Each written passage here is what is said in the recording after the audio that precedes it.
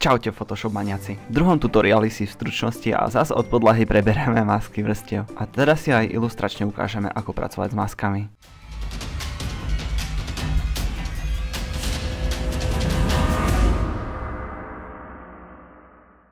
Podobne ako vo Photoshope, tak aj na podlahe som si pripravil obrázok na prvej vrstve.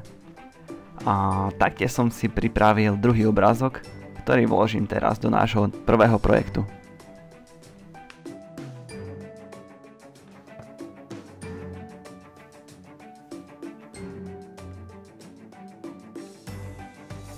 Teraz pridám masku na hornú vrstvu s obrázkami aut, a to kliknutím na túto ikonu.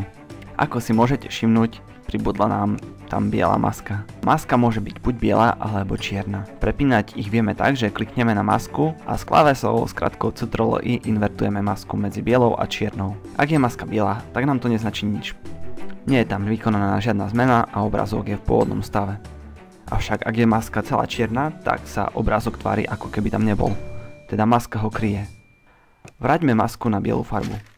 Vľavo v paneli nástrojov vyberieme štetec s čiernou farbou.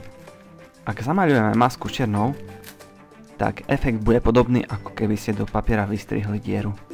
Teda vidíme cez vrstvu s maskou na spodnú vrstvu.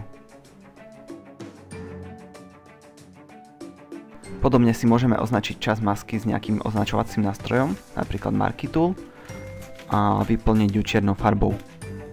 Efekt bude taký, ako keby sme odstrihli polovicu strany. A teraz sa pýtate, prečo som nepoužil gumu. Nástroj guma nie je taký flexibilný, ako sú masky, keďže s maskami vieme vrátiť akúkoľvek nepodarenú akciu späť. A to tak, že ju napríklad jednoducho dokreslíme so štetcom po prepnutí na bielu farbu štetca.